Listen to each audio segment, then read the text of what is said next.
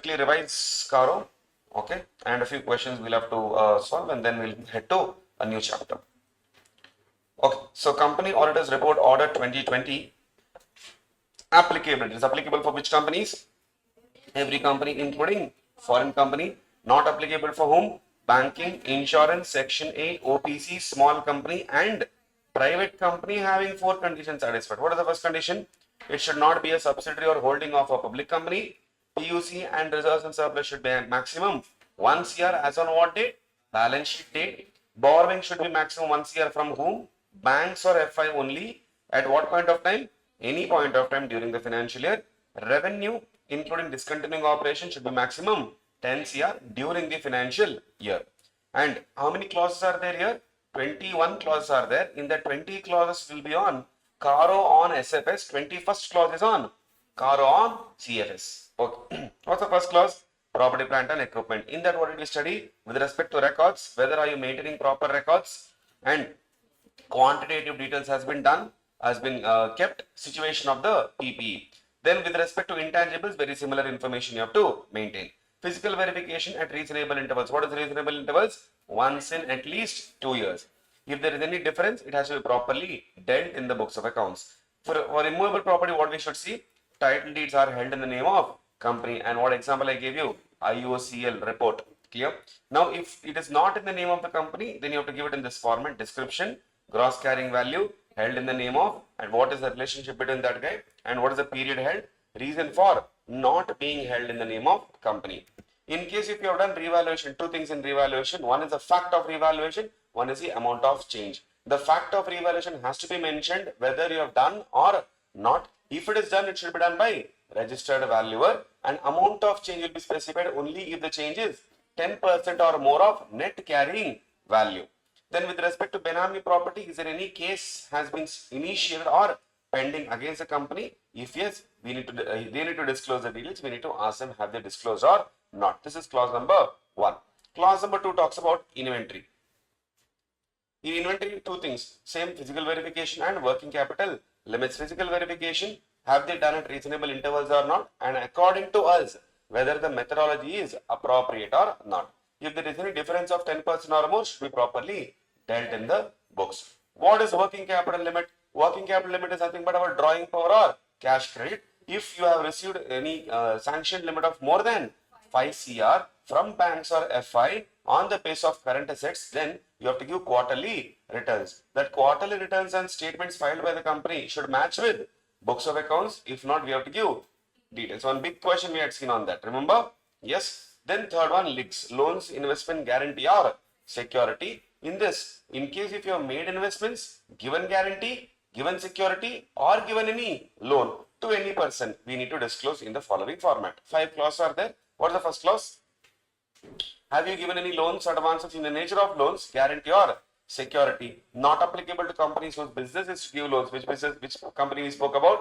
Not banks, NBFC. If yes, 2 things you have to give: aggregate amount and outstanding balance, separately to subsidiaries, separately to other parties. Then in case if you have made investments, given guarantee, the terms and conditions should not attack your company's interest. Okay. In case loans and advances given as loans, the repayment schedule has been given or not, and receipts are regular or not, we'll have to ask.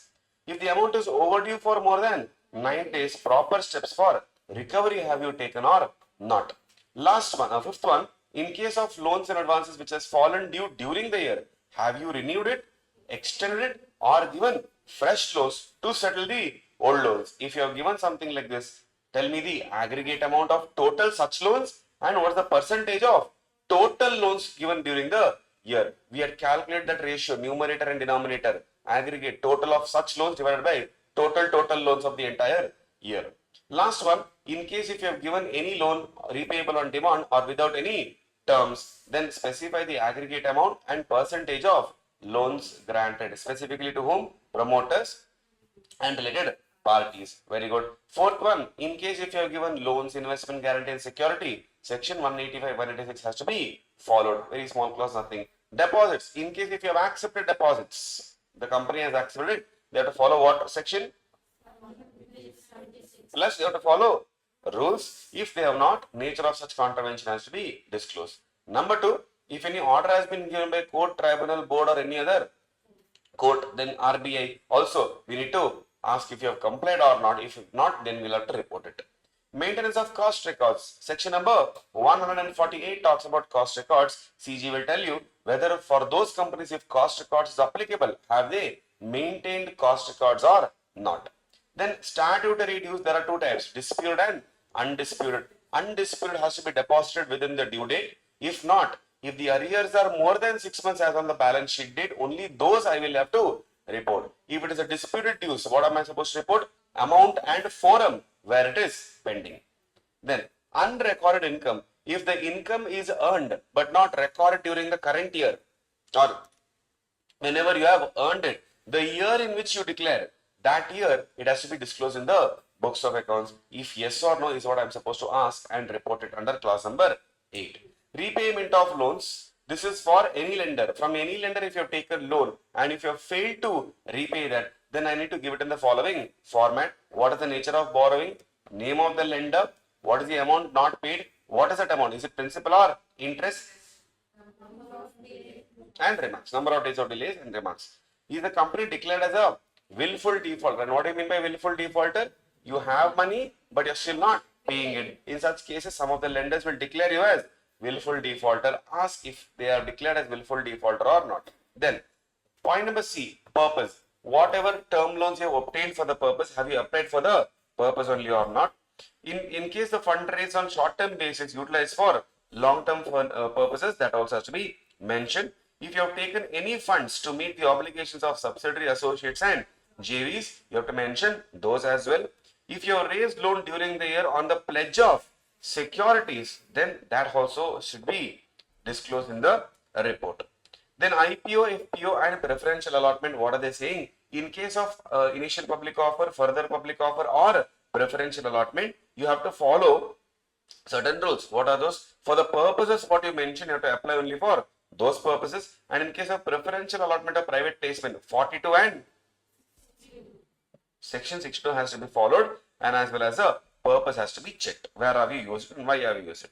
Then comes clause number 11, fraud reporting, which speak about the statutory auditor has to report the fraud to central government if the amount is more than 1 crore. More than or equal to 1 crore, you'll have to mention it to the central government. As per section 143.12, you need to form e-form ADT4. Have you done that or not? I told you, this is the clause where we report about ourselves. Okay.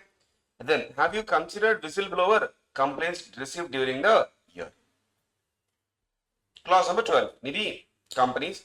Nidhi companies have 2 main concepts. Number 1, net owned funds to deposit must be 1:20, that is 1 rupee. Net owned funds means maximum 20 rupee deposit you can accept. 10% unencumbered. What is unencumbered means? No interest can be created on these deposits. Any default in payment of interest must also be mentioned. Okay. Then we have RPT, related party transaction. If you have done RPT, is it wrong? Nothing wrong, sir. But in case if you have done RPT, you have to follow section number 177 and 178. Okay. Sorry, 188. Then you have to speak about internal audit system. Section number 138 tells which company has to have internal audit, which you will learn in law. Okay. It should be as per the size and nature of business. And I have to tell whether I have considered the reports of internal auditor or not. Then clause number 15 talks about non-cash transaction. In what is non-cash transaction? Transaction where consideration is not in cash. Here, this can happen between company and directors. Okay, they have to follow section number 192. Registration with RBI, specifically for which type of companies? NBFCs, HFCs and core investment companies. So you have to obtain registration under section 45 IA of RBI Act 1934. Have you obtained or not? Number 2, are you conducting without a valid certificate of registration? If you are a core investment company, are you fulfilling the criteria or not? Number 1. And in case if you are exempted or unregistered, are you continuing to fulfill the exemption criteria or not? Okay. If the group has more than 1 CIC, indicate the number of CIC. Cash loss. If what do you mean by cash loss? What is the actual loss that we have suffered? Here, in case of cash loss, what you have to report? Cash loss in the current year, cash loss in the previous year. Then clause number 18 talks about what? Resignation of statutory auditor. In case if he has resigned, then have you taken, if you are the new auditor, have you taken into consideration his issues, objections and concerns? Okay. Clause number 19 talks about financial asset and financial liabilities. In case of financial asset and financial liability with respect to 6 information, ratios, aging, realization date, other information, BOD knowledge and management plan. With keeping these information, are you able to repay the liabilities or any dues which is in the next 1 year from the date of the balance sheet? If you are able to pay, then we are supposed to report. If you are not able to pay, also we are supposed to report. 20th, CSR compliance. Now CSR, how much minimum we have to spend? 2% we have to spend. Now 2% of what? Average net profit before tax. If you have spent, good, we will be writing that you have spent. If you have not spent, then it depends on whether it is an ongoing project or not. If it is ongoing project, then we will have to transfer it to a special account called as unspent CSR account within 30 days. But if it is not ongoing project, you have to transfer to a fund under Schedule 7 within 6 months from the end of financial year. That is clause number 20. Clause number 21, negative remarks of subsidiaries, associates or joint ventures wherever we are involved. Clear? So it's like a one-stop place for you to understand every negative points about our component.